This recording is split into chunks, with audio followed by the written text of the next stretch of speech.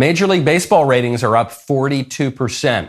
Many people are giving credit for the increase to recent rule changes that have reduced the length of the game. The pitch clock, tighter balk criteria, bigger bases. But scientists at Dartmouth have identified another potential culprit for the viewership spike. You guessed it, global warming. According to the Dartmouth scientists, global warming has led to an increase in home runs hit across the league. The scientists have determined somehow that more than 500 home runs over the past decade have been due to global warming. Not due to all of the steroids they're injecting that make their heads 3 times their normal size. No. It is the sun monster that is causing the home runs. Now, I am actually not making fun of the study. It is a clever study. It's absurd, but it's clever. The sort of silly exercise that academics sometimes undertake to demonstrate their methodological prowess and skill by proving ridiculous points. But in this case, while the study might not prove very much about baseball, it proves a lot about global warming. Namely, that global warming is a catch-all science of the gaps explanation exploited by the liberals to explain any and every anomaly, and more importantly, to explain the urgency of giving the liberal elite more money and power. I'm Michael Knowles. It's the Michael Knowles Show.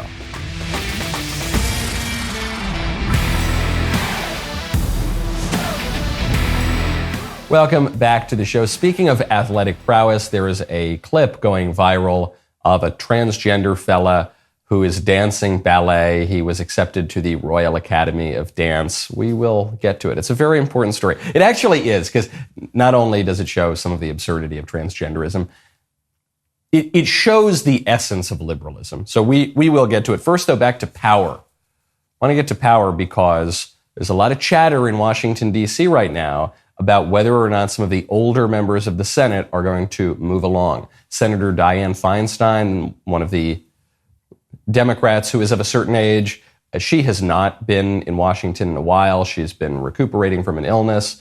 There's question about whether she'll ever get back to the Senate because she is rather aged. And then Mitch McConnell as well. Mitch McConnell suffered some kind of an incident that has kept him out of Washington. There's been some talk about Republicans preparing for Mitch McConnell's replacement, and the McConnell office wants to tamp that down. They say, quote, "I am looking forward to returning to the Senate on Monday. We've got important business to tackle and big fights to win for Kentuckians and the American people." So this after he tripped and fell during a dinner. He says, "I'm not going anywhere, folks." And I have to tell you, that's fine by me. I am not a Mitch McConnell hater. I know he's not the most conservative guy in the world. I know he's had all sorts of fights with conservatives in the Senate. But you've got to respect the man for his ability to wield power. And sometimes we wish that he would wield power for more of the causes that we care about. But this guy understands the levers of power in the Senate like nobody else. And I think conservatives all have to be very grateful to McConnell because he held up Scalia's seat in the Supreme Court and gave us a conservative judge after Trump was elected and got Roe v. Wade overturned. So I'm not a big McConnell hater. I respect the ability that he has to wield that kind of power. And he shows a fact of especially the Washington, D.C. politicians, which is they will cling to power until their dying breath. Joe Biden is not going anywhere. Joe Biden is not even a boomer. Joe Biden is from the generation before the boomers, which is incredible to think that we went from Bill Clinton, first boomer president, to George W. Bush, first boomer president, to Barack Obama. Is he boomer or is he Gen X? I think he's a boomer. See, well, he's younger than the two other guys. And then we went to Trump, boomer president. And then we went to Biden, who is older than all of the previous ones. This generation of politicians does not want to give up power. The only thing that is going to take them away from power is old Father Time and the Grim Reaper coming and pulling them out of office, which means that we are on the cusp of a sea change, but it's not happening gradually. It's not just the older generation preparing the way and opening the doors for the younger people. This is going to happen rather suddenly. So one of the younger guys who is trying to grab hold of some of that power is, of course, Ron DeSantis. And in service of the presidential campaign that he hasn't declared yet, Governor DeSantis has just signed the Heartbeat Protection Act into law late Thursday night, prohibits abortions in the state once an unborn child has a detectable heartbeat. The squishes are furious about this. The libs are mocking DeSantis. They're saying he's adopting unpopular positions that'll harm him in the general election if he becomes the nominee. One, good on Governor DeSantis for signing this bill. Good. We need to take every victory we possibly can for the cause of life. The right to life is not just one right among many. It is the fundamental right from which all the other rights derive. And we kill some 800,000 babies a year in this country. It is worse than any genocide that we've ever seen, other than China, I guess, kills more babies through abortion. It would make the Aztecs blush. It would make those ancient Middle Eastern tribes who sacrificed their children to Moloch, it would make them blush, the number of babies that we're killing. So in itself, this is the right thing for DeSantis to do. But I think it's also a good political move, not just for the primary, but for the general election. This is where the squishes totally lose me, because they read a bunch of stupid public opinion polls and they realize that opinion is split on abortion, and they fear that anyone having any courage of their convictions is going to harm them in the general election. I don't think that's true. People are persuadable by logic. People are persuadable by conviction. It's actually the squishes who aren't very persuasive, because they don't make any compelling argument for anything. But on this issue, don't forget the two issues where conservatives have won over the last 50 years. It's guns and abortion. Coincidentally, those are the only issues where conservatives have spoken with clarity. So good on DeSantis. Good on DeSantis for doing the right thing, but also good on DeSantis for doing the thing that will help his campaign in the primary, and it might even help his campaign should he make it to the general election. All right, we got to encourage each other. The conservatives are under such pressure. We've got to encourage each other. One great way to encourage your friends is to just pick up the phone and give them a call. You want to pick up the phone? You got to check out Pure Talk. Right now, go to puretalk.com, enter promo code Knowles. We all know about the big wireless companies out there. They lock you into these horrendous contracts, and if you try to get out of them early, they tack on outrageous charges. That is why I love Pure Talk Wireless, where there are no hidden fees, no contracts, no hassle. Pure Talk has a range of affordable plans to choose from. It takes like 2 seconds to set it up. I absolutely love my Pure Talk service. They have won me over. You can find the perfect option for your needs, like unlimited talk, text, plenty of data for just $30 a month. Their 5G service is fast, consistent, does not drop my calls. You get the same coverage you're used to. I mean, the same coverage at half the rate you're currently paying. Saves the average family over $900 per year. It's a lot of money. Not only will you save money, you will also get the satisfaction of knowing you're supporting a great American company. The CEO and chairman of Pure Talk is a U.S. military veteran. When you become a Pure Talk customer, you're given the option to support America's Warrior Partnership, which is an organization that works to prevent veteran suicide. Go to puretalk.com, enter promo code Knowles, save 50% off your first month, 50%. Puretalk.com, promo code Knowles. Pure Talk is simply smarter wireless. Now, speaking of things that pertain to sex, how's that for a transition? There's this guy, Chris, on Mr. Beast's YouTube channel. Mr. Beast, biggest YouTube channel. And this guy, Chris, is married with a kid. And Chris has just decided that he's a woman now, which I imagine was not a pleasant thing for his wife to hear, a very cruel thing to do to his son. Puts Mr. Beast in a terrible position because Mr. Beast tries to remain apolitical, but now his sidekick is taking on the most controversial issue in all of politics right now. And what is Mr. Beast going to do? As of now, Mr. Beast is defending his friend and employee, and he's attacking the transphobes. That is probably not a good winning path in the long run, because there are a lot of transphobes. If by transphobes we mean people who just rationally understand that men and women are different and men can't become women. If you start attacking the transphobes, I don't think that's going to be great for your 100+ million view videos. But back to Chris. I mentioned on the show, I don't really care about this guy Chris's opinions on transgenderism or sex or the composite of body and soul or anything like that. I don't even really care that much about Mr. Beast's opinions on YouTube. But I asked the question, how does a guy wake up at the age of 26 with a wife and a child and decide that he's a woman? And I suggested that the aspect of this whole transgender phenomenon that people are not really talking about is porn, that porn is driving a lot of this. And I I even had that thought because I was speaking to a reporter who had done a little bit of a deep dive onto all the kind of weird porn. I'm not saying this reporter was sort of prowling late at night on the secret browser tab or anything like that. But she had gone down this rabbit hole of a specific type of porn that men who have rapid onset gender confusion attribute their confusion to this. I started watching this porn, which is kind of a hypnosis. And then, what do you know? I can't get it out of my head and it's melted my brain. And now I think that I'm a woman. So Ali Stuckey, our great friend Ali Stuckey, dug up an old tweet from this guy, Chris, on the Mr. Beast show. And she said, in a tweet that he just deleted, Chris from Mr. Beast, who recently announced he's transitioning to a woman, says he likes Loli, which is Loli, which is a form of anime porn in which the female characters are depicted as children or even babies. Man, many, many such cases among trans men. I don't know what this guy Chris meant by that comment, where he had made this whole comment about how much he lusted after this genre of pornography. I'm not saying it means that he's a pedo. I'm not saying it wasn't even just a joke on Twitter. But what is undeniable from this is that this guy, Chris, knows a lot about porn. If you're familiar enough with porn to make a joke about this obscure sub genre of pornography, then you know a lot about porn, which would seem to back up my thesis, which I said on the show is just a hunch.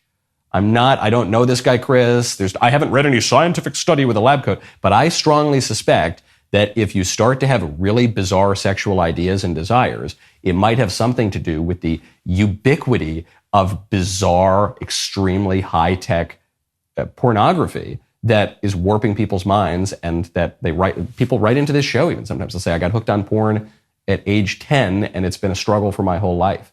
Maybe that's something that politicians should do something about.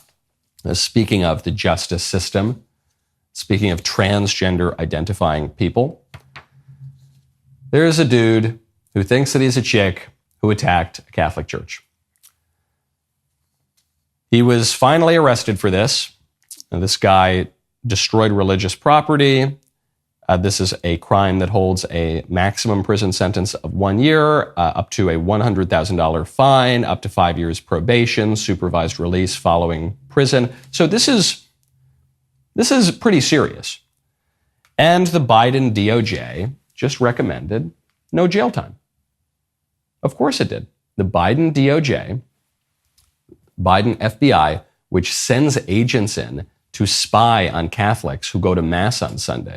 The Biden DOJ and FBI, which then tried to deny that they were spying on churches and viewed Catholics as potential domestic terrorists. We then found out this was a real program. It wasn't just a one-off memo that nobody knew about. This was a program by the FBI. There were agents assigned to cultivate sources, to try to flip priests, to violate the inviolable seal of the confessional potentially, and to rat to the federal government on their flock. And then a member of the protected religion, the protected cult of transgenderism, goes and attacks the persecuted religion, Christianity, and specifically Catholicism, and he gets off scot-free. This is how it works. This is how I don't need to tell you that. You're well aware of that. But the liberal regime, the elites in power with the bow ties, they don't wear bow ties, with the long neckties and the very fancy jackets, and they've got the really fancy offices in Washington, D.C. They're not going to go out and commit street crime. But street crime is important for them to maintain their political dominance. And so what they do is they just encourage all sorts of miscreants to commit the street crime for them, and then they let them off the hook. And then they bail them out of jail. And then when BLM is marauding all over the country for 8 months, Kamala Harris raises money to bail the criminal BLM activists out of prison. Joe Biden staffers raise money to bail BLM out of prison. So what does that do? That creates an incentive for more of the street crime, which intimidates conservatives and Christians and normal people who are now going to think twice before speaking out because they don't want their church destroyed. They don't want their pro-life pregnancy center destroyed. They don't want their homes destroyed. They don't want to be attacked in public by people who will have impunity to do it. Speaking of corruption in the administration, The Pentagon Inspector General has found that corruption in Ukraine funding and arming is very, very high risk. The Defense Department recognizes Ukraine's history of corruption and considers the possibility of aid being deflected before it reaches its intended target to be a high risk. Another official at the Pentagon is concerned about weapon systems that we're sending over there and the theft of those weapon systems. They say, this is according to an official being reported by Defense One, DoD procedures, the most advanced systems in the world, there are many entities to include foreign nations as well as criminal groups that want to get their hands on weapons technology, etc., which raises the question that I've been asking since day one on all of this Ukraine stuff. Namely, what are we funding? What's the goal here? Because from my position, it feels like our sclerotic leaders are sleepwalking us into World War III. What's the end goal here? We could have prevented the war easily. Donald Trump did prevent the war. Donald Trump is the president on whose watch, uniquely among recent presidents, Vladimir Putin did not further invade any foreign nations. But Biden comes into power. He could have prevented the invasion, probably. He could have done that by maintaining sanctions on Russia, even according to the Ukraine president, Vladimir Zelensky. Biden lifting those sanctions impelled Russia to invade. Then what happened? Then Biden said, if it's just a minor incursion, we won't do anything about it, that's fine. Further encourages Russia to invade. Then the United States funds the war, says we're going to fund the war into perpetuity. So now the war continues to escalate. You've got now explicit threats of nuclear war. Russia is saying it's not even a Cold War anymore. Russia is saying we are directly in a hot conflict with the United States. And then you look over there at China and you see China beginning to aggress on Taiwan in the South China Sea. It just feels like we're slow walking into World War III. So what are we doing here? We're funding Ukraine to the tune of billions and billions of dollars, over $100 billion. What do we want? Do we want Ukraine in NATO? I don't. Is that the plan? Do we want Ukraine in the European Union? That doesn't seem like a great idea either, but okay, let's figure out what the plan is. Do we want to invade Russia? Do we want war with Russia? What's happening here? Do we want a buffer state in Ukraine, which I think would have been smarter? What are we funding? It seems like we're just funding more and more corruption with no end in sight. Speaking of arms, the head coach of the San Antonio Spurs has a lot to say about your arms. This was a comment he made on Sunday. I'm glad we can finally get to it here at the end. It's been a very, very busy week, but I'm glad we can get to it because it's an important comment that this guy very ignorantly made. Greg Popovich suggested that Second Amendment freedoms are a myth. On the way, it goes through my mind that I hope they're going to be okay. And most of you in this room, when we were in school, we worried if Nancy would dance with us on Friday after the football game or something. That was our anxiety. But they're going to cloak all this stuff, the myth of the Second Amendment, the freedom. It's a myth, it's a joke. It's just a game they play. I mean, that's freedom. Is it freedom for kids to go to school and try to socialize and try to learn and be scared to death that they might die that day? But Ted Cruz will fix them because he's going to double the number of cops in the schools. That's what he wants to do. Well, that'll create a great environment. Is that freedom? Or is it freedom to have a congressman who can make a postcard with all his family holding rifles, including an AR-15 or whatever? Is that cool? So this coach is just obviously a complete NPC. This guy hasn't given 2 seconds thought to the Second Amendment, to firearms, to the natural right to self-protection. He is just reciting all the silly platitudes that you hear from the libs. And it's not his fault. He probably doesn't think about politics very much. So if he's got CNN on in the background, that's just what goes into his head and that's what comes out his mouth. And there's a very little conscious thought going on in between those two things. But he makes one good point here, which is he says, Second Amendment freedoms, that's a myth. It is a myth. That's true. It happens to be a true myth. It happens to be a myth that tells a story that speaks to a real truth, which is your right to self-protection. but we tell it in the form of stories, and it's embedded within our history, and we see it in our legal documents. And unfortunately, what the liberals have done in our modern era is they have demystified the world. We're so damn disenchanted. We just look around the world. It's like Hamlet. He looks out, he says, I've lost all my mirth. What a piece of work is a man. Look at this sterile promontory, this brave o'erhanging firmament fretted with golden fire. It seems to me no other thing than a sterile promontory. Then the man is this quintessence of dust.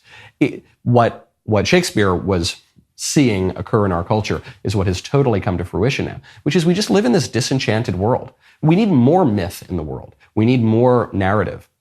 We need to recognize that we're not just bags of chemicals, but we are characters in a story. And just because something is a myth doesn't mean it isn't true. Now, speaking of good stories, you got to check out Nefarious. You know I'm a tough critic. It's pretty obvious when I don't like something. Well, there's a new movie opening today, April 14th, called Nefarious, that looks and sounds like another completely forgettable horror film. Let me tell you why this is different. It's not a horror film. It's a realistic psychological thriller that becomes a supernatural thriller. It's about a serial killer about to be executed who claims he's a demon. A psychiatrist is called in to see if the man's gone crazy or is faking insanity just to get off. The psychiatrist is your standard Ivy League guy, doesn't believe in demons, God, any such nonsense, but he doesn't quite realize what he's up against. The film is surprising and thought-provoking, something you definitely need to see. Head on over to see Nefarious. Opens nationwide starting today, April 14th. Go to whoisnefarious.com and buy your tickets today. That is whoisnefarious.com for tickets. My favorite comment of the day is from the drummer's workshop at Norm's Music. Man, that guy just has so many favorite comments of the day. Who says, Bud Light's stock dropped lower than Leah Thomas's voice. Come on, folks! My favorite comment, my favorite aspect of that comment is the come on, folks. Because it just turns it into a Rodney Dangerfield routine. Yeah. My Bud Light stock dropped lower than Leah Thomas's voice. Come on, folks. Hey, my wife, my doctor, Dr. Vinnie Boombats. Okay, speaking of performances, this is an old clip, but it's making the rounds now. But the clip goes back to 2017, 2016, something like that. It's making the rounds now because of the transgender madness that has been going around the culture. It is of a man, an older man. He's not a 16-year-old ballet dancer. He's an older guy who always wanted to be a ballerina, but he can't be a ballerina. He could be a male ballet dancer, but he can't be a ballerina because he's a guy. And he decides, well, he's going to pursue his dream anyway. And he's accepted to the Royal Academy of Dance, this very prestigious school in the United Kingdom. So someone cut two videos together. One of this man who identifies as transgender dancing ballet, and one of an actual young ballerina. Let's just take a look. So they're dancing the same ballet. And if you're only listening to this right now as a podcast or on the radio, I cannot do it justice. The man who was accepted to the Royal Academy of Dance is not dancing any better than I would right now if I were imitating how he is dancing. And the young woman is a ballerina, and ballet is really beautiful. I like ballet a lot, and the difference between good ballet and bad ballet is instantly apparent. Ballet is a very difficult type of performance, and it requires a very specific body type and very specific training and very specific grace that women have more than men do. Now, obviously, there are men who dance ballet, and they dance the male roles in ballet. And that, too, requires a very specific type of training and a very specific type of body. And then you've got this guy who obviously should not have been accepted to this school. I'm not just trying to make fun of him here. He's not even a male ballet dancer. I guess that's the craziest part to me about the whole video. That's the craziest part about him being accepted. He's not even a male ballet dancer. He's just a deluded guy who no one has had the compassion to tell him is living out a fantasy. And so then people make fun of him. And that's very sad. Had someone in this guy's life gone up to him and said, hey, you're not a woman. You're not a woman. You're not a ballet dancer. You're not a dancer of any kind.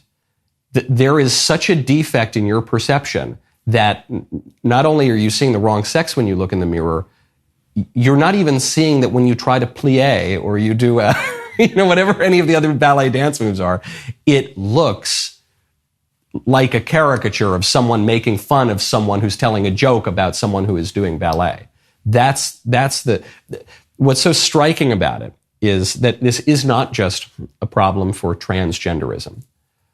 This is not just a problem for the radical left agenda. This is a problem with all of liberalism, which is that all of liberalism, because it embraces a radical individualism, it erodes standards. Liberalism begins with the idea that we are fundamentally individuals. Traditional political thought begins with the idea that we are fundamentally the political animal. We're social creatures, we're coupling beings, we live in society, and much of our identity comes from our role in society, and we have obligations to society and to nature and to nature's God, right? Liberalism says, no, you're an individual, you can do whatever you want, you can be whatever you want. But then that erodes standards. If we're told everybody can go to college, and everybody should go to college, and everybody has the same natural capacity to do everything that everybody else does, what's the consequence of that? We've all seen it at colleges. We've all seen it at schools at the lower level from college. Standards erode. It's not that it brings everybody up. It just brings the people who are excelling down. This is the story by Kurt Vonnegut of Harrison Bergeron, that as individualism and egalitarianism and liberalism pervade society, you're going to see a leveling of society, a leveling down where people who are excellent are not allowed to excel. The ballet that this guy is elected to, that this guy is accepted into, is going to be much worse. And because ballet is not an individualist endeavor, the talented dancers who are supposed to dance alongside him, they are going to be worse. The whole production is going to be worse because of it. And that lesson applies way beyond transgenderism. That lesson applies to all of the delusions that liberalism foists upon us, and the lesson applies to all of society. Do we want to be a society in which people cannot excel, in which we just level down and to protect the delusions and the narcissism of all the people, we pretend that reality is other than it is? Or are we going to be a society that is grounded in reality, that says, hey, Hank, maybe ballet is not for you. Maybe you ought to try welding or plumbing or something but you could be very good at that. But you whatever else you are, you're not good at being a woman, and you're not good at dancing ballet. Speaking of protecting society, some good news out of my own state of Tennessee. The Tennessee House yesterday approved new measures aimed at heightening school safety at both, this actually was last week. New measures at heightening school safety at both public and private schools. This was a way to, after the terrible shooting in Nashville, to arm the schools, make sure that if someone tries to shoot up the school, there will be plenty of good guys with guns to stop that shooting before it can really even begin. And what do you know? The three people who led the riot at the Capitol, those three lawmakers who had a vote taken to remove them from office. One of them survived by one vote, but the other two were removed from office. Those three did not vote for this bill. Why? Because it's never been about protecting kids. The Democrats, who go on and on and on about how Republicans are allowing kids to die because we don't want to repeal the Second Amendment, they have not proposed any laws that would have stopped any of these major school shootings in recent years. They've never done that, obviously. They have encouraged children to engage in behaviors that are extraordinarily risky, that encourage risk of death. Just even the idea of encouraging transgenderism, which now has exploded among young people. 1 in 5 Zoomers identify as LGBT. Even specifically on the T, though, rates of transgender identity have exploded by 50%, 100%, or even more in recent years among specifically young people. And transgenderism is associated with higher rates of anxiety and depression and suicide. So if you wanted to protect young people, you'd probably want to keep a lid on that delusion of transgenderism. The libs are doing exactly the opposite. They're trying to trans people as young as 5, as young as elementary school, and frankly, even younger. It was never about this. The libs are always trying to pass their assault weapons ban, even though the quote-unquote assault weapons are used in a tiny fraction of murders each year. It's always about the libs pushing the same old narrative. And even when an incident like a school shooting has no connection to the law they're trying to pass, they'll go after it. It gets back to what we were talking about at the top of the show. Major League Baseball now has more home runs because of, global warming. The libs are relentless. They never give up. And this should be a lesson for conservatives who think that the only way that we can ever win in the culture is to concede and find some conciliatory middle ground because, listen, certain issues we've just lost, okay? We lost the debate. We don't want to turn off independent, moderate voters, and so let's just squish on everything and give it up and just move on and try to, maintain some tax cuts or something. That's never going to work. And the people who do wield the power in society, the liberals, they never do that. They never give up. Anything that happens, they're pushing the same policies that they've been pushing for 100 years. And they're so relentless about it that very often they get what they want. This was the topic of my speech last night at UW Superior. I'm up here in beautiful Wisconsin. The speech is on the YAF YouTube channel, so you can go check it out in its entirety. I'll try to get a full copy of the speech in text up on DailyWire at some point today. But, I got to keep my blood up, okay? I gotta keep my nutrition up, and I've got to get a lot of iron going through my blood. And when I want good, nutritious, delicious food, where do I turn? I turn to Good Ranchers. Right now, go to goodranchers.com, use promo code Knowles. If you have not changed the way that you buy meat yet, you need to. Let me give you 3 reasons that I personally subscribe to Good Ranchers. First off, they are giving you free bacon for a year. When I first heard that, I just didn't believe it. You're just getting free bacon. It's a $240 value. That is a pound and a half of bacon in every box. Second, Good Ranchers offers a price lock guarantee, meaning that when you subscribe, your price doesn't change for the length of your subscription. What a great way to beat inflation. It's an unbelievable deal, especially now with record high inflation. Lastly, the product is unlike any other. They're all natural burgers, USDA prime steaks, better than organic chicken, have changed my standard for great meat. It will change yours too. Use my code Knowles, KNWLES, for an extra $20 off your order. I did not know that meat that you ordered that came in the mail regularly could be this high quality. It's just amazing. I have Good Ranchers for, if not most of my meals at this point, at least a plurality of them. I eat this stuff all the time. I just love it, the quality, and I am such a stickler about my meat quality. It is the best in the business. GoodRanchers.com. Use promo code Knowles for $20 off your box. Free bacon, great meat, secure price, bonus $20 off today. Promo code Knowles at GoodRanchers.com. GoodRanchers.com, American meat delivered. It's hard to believe it's been less than a year since Matt Walsh released his groundbreaking documentary, What is a Woman? Even harder to believe how much has transpired since then. What is a Woman helped to spark a national debate about what our children are being taught, where this country is headed. If you have not had a chance to see What is a Woman, I have some good news. You can now get 30% off your DailyWire Plus membership when you use code WOMAN. If you've not seen the film or know someone who hasn't, tell them to watch it. It's time that more people came back to the side of truth and reality. To watch What is a Woman, join now at dailywire.com/subscribe. Use the code WOMAN to save 30% off your membership. Finally, we have arrived at my favorite time of the week when I get to hear from you in the mailbag. The mailbag is sponsored by Pure Talk at puretalk.knowles, puretalk.com, select a plan, and then enter code Knowles to get 50% off your first month. Let's take it away with the voice mailbag. Hey, Michael. The last few years, conservatives have rightfully been pushing back against self-proclaimed experts like Dr. Fauci because it affects the way we live our lives. But we have also overcorrected, in my opinion, when we say things like science is fake. And now there's a general feeling that I get to have an equally valid opinion as someone who knows way more than me just because I can think. I don't agree with this. If there was a debate between you and some random teenager that doesn't really follow politics, I don't think anyone should be expected to pay a cent to go see that debate for obvious reasons.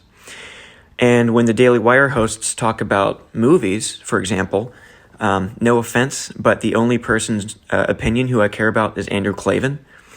So what is your response to that? Do you feel the same way about expertise than I do? And what do you really mean when you say things like science is fake? I appreciate your response. Thanks. When I say science is fake, I'm not saying that the experts are idiots.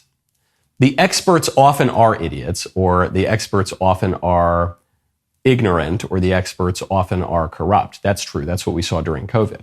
But that's not what I mean when I say science is fake. When I say science is fake, I mean that the premise of science and a society that grounds itself on science and purely empirical study, the premise is that reality fundamentally is physical and empirical and observable under a microscope. And that isn't true. The reality fundamentally is metaphysical. At the very least, we have to acknowledge that physical and metaphysical reality exist. And the scientists following the empirical scientific method don't have very much to say about metaphysical reality. And metaphysical reality comprises all the things that we hold most dear: our loves, our joys, our dreams, our souls, our virtue, vice, all the things that really matter and that we struggle with and we're pursuing, and in the case of vice, we're trying to refrain from. That's metaphysical. And so the scientists can't be the top dog experts in society. But I do turn to other experts. When I want to know about a great many questions, I turn to a long dead expert who is living in heaven because he's a saint. That would be Thomas Aquinas. So I'm happy to take that expertise. I take the expertise of priests. I take the expertise of butchers when I want to go buy meat. I take the expertise of my tailor when I want to get my pants hemmed. I take all sorts of expertise, and I have no problem with that. And I have no problem with hierarchy, and I have no problem with the natural emergence of an elite, which have happened in every single society. What I have a problem with is when people overstep their bounds, when they make basic epistemological errors, and when they pretend that they are the vicar of truth. when Dr. Fauci says, "I am the representative of science, and science is the finest, greatest authority on all the earth. Bow down to me, you peasants. I am your emperor." That I have a big problem with that, because it demonstrates that even if Dr. Fauci did know something about epidemiology, which I'm fairly skeptical of, actually, he doesn't understand even the basic aspects of more fundamental questions: epistemology, ontology, anthropology, certainly theology, which we don't even recognize in society anymore. One of the most important speeches of the 21st century was a speech by Pope Benedict XVI at the University of Regensburg. And he joked there. Regensburg has a Catholic faculty and a Protestant faculty in the theology department. And he said, "It's wonderful to be here at Regensburg, where the university has two faculties for something that many people today don't think even exists." So that's my problem with the experts. We just need experts who understand even the very basis of expertise. Next question. Hey, Michael, my name's Nick. Love your show. Was watching earlier this week, and the discussion related to the FBI going undercover in the Catholic Church, and you had mentioned something about how the confessions are inviolable. I believe I'm using the correct word there. And I just wanted to know what your thoughts are on how that relates to actual serious crimes that maybe someone who's confessing committed. I think I know the obvious answer here, but I just wanted to, make sure I'm clear on it and get your thoughts. So, in this instance that someone comes forth with a very serious crime, I certainly think that the priest has a moral responsibility to, communicate that to the local authorities. And likewise, if the local authorities believe that person has committed a crime and, something was said in confession that the priest thinks is relevant to that, I think they also have a duty to report that there as well. So just want to know what your thoughts are on that, and how that you think that would work out. Thank you. Love your show again and all that you do. Thanks so much. I'm glad you asked the question because your intuition of my response is not correct. The seal of the confessional is inviolable. Period. End of story. The priest cannot go out and report any sins that you confess in the confessional. It is inviolable. It has to be inviolable. Because when you are in that confessional, you are talking to God, and the priest is acting, as priests are wont to do, in persona Christi, dispensing the grace of God and the forgiveness of God. But you are confessing all the bad things that you do, all of them. If you don't confess all the bad things that you do, and you walk out of the confessional intentionally, you will commit a further sin. Not only will you not be forgiven your sins, you will commit a further sin of sacrilege. So you go in there and you confess all the nastiest, most terrible things that you do. If that seal is not perfectly inviolable, people will not go to confession, and you will not cleanse your souls. The confessional, for understood by Catholics and by Christians broadly for most of our history, is the laundromat. It's how you clean your soul, and you have to do it regularly. It's an important sacrament that Christ institutes when he says, here is the power to forgive sins. Whose sins you forgive are forgiven, whose sins you retain are retained. Inviolable. Now, does that mean that if a guy goes in and he says, hey, I just murdered a bunch of children and I'm going to get away with it, that the priest has nothing that he can do? No, the priest has the power to forgive and retain. So if the priest suspects that the penitent is not actually penitential, he can say, well, I can't forgive you your sins. I can't absolve you of your sins because you're not actually a penitent. The priest could strongly encourage the penitent to turn himself over to the authorities, to explain to the penitent that an outward sign of his having changed his ways and his remorse at what he's done would be to go to the authorities and turn him in and give information about the crime. So the priest has options there. But no, when you are in that confessional, you are speaking to God about very, very serious things. And what you are engaging in is the cleansing of your soul and the request from God for forgiveness. No one breaks that. Nobody. Next question. Hi, Michael. RJ here. I was wondering what you thought about mail order brides, that being the practice of marrying a woman from another country after only meeting her in person once or twice. It's certainly something with a long history, monarchs, arranged marriages, and such, but I wondered what your opinion on these marriages were. Are they a viable option for older or even younger men looking to marry? What would you recommend to someone looking at this option? Thanks. Always love the show. Really interesting question. I'm not opposed to it in principle. It's probably not the ideal way to meet your wife. I doubt that young people dream about someday I'm going to open up a catalog and find my wife or something like that. But I don't see anything wrong with it in principle. I understand why some modern people would have a problem with it in principle, because we now have these modern notions that marriage is purely about romantic love and marriage is purely about happenstance and your own personal individual choice, and there's no formality to it. But as you point out, that hasn't been true for most of history. Marriage is the fundamental political institution, and it's sacramental, and it is when you leave your father and your mother and you come together with this new person, you create a new family with that person. So if there's some formality or something unusual about it, that's fine. The marriage is still a marriage, and I suspect it could probably work out pretty well. I would definitely make sure that you're on the same page about what the marriage is, and you make sure she doesn't just leave you once she gets her green card. But otherwise, yeah, marriage is a good thing.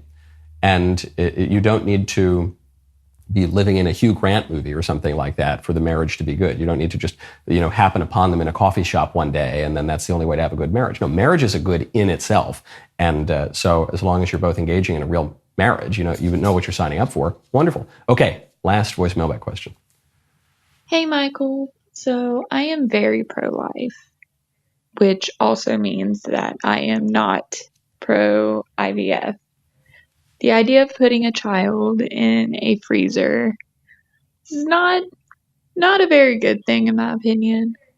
Over Easter weekend, I found out that my sister plans to go through with IVF this coming year.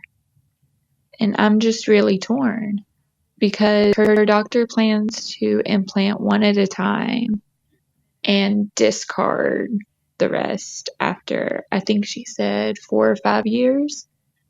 And I'm so torn because I absolutely love my sister. I will love any niece or nephew that comes out of this.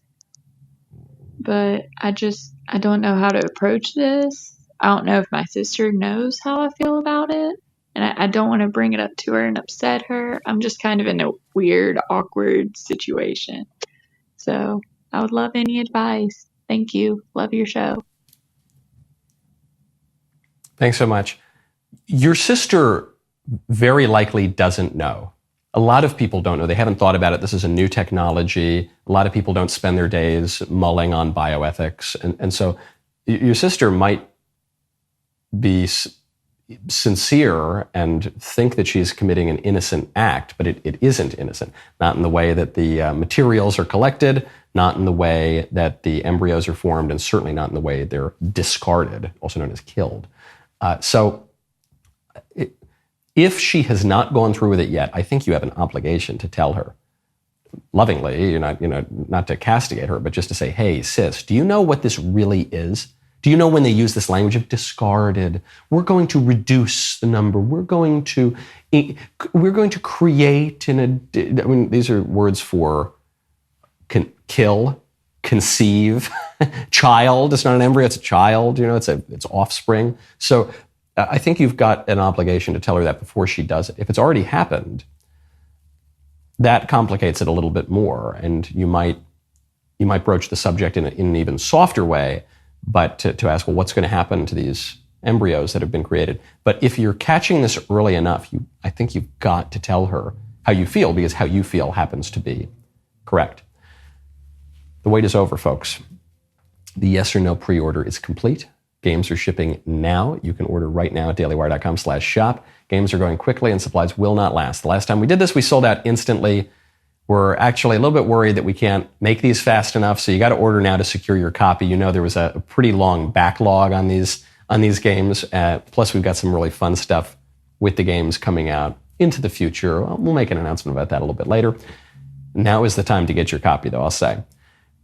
This is something you do not want to miss out on. Order Yes or No the Game, only available at dailywire.com/shop. And now we're here. And I have to tell you, I've got producer Colton here with me today. You can hear producer Colton. He not only is the human corgi, as Ben Shapiro says, but just sounded like a corgi as well by barking when I said his name. Producer Colton has brought me my iPad, so I get to chat with you in the Membroom segmentum, which begins now. Head on over to dailywire.com/Knowles. I will need your help to ascertain which of the headlines are fake, which of them are real. dailywire.com/Knowles. Use code Knowles. You'll get 2 months free on all annual plans.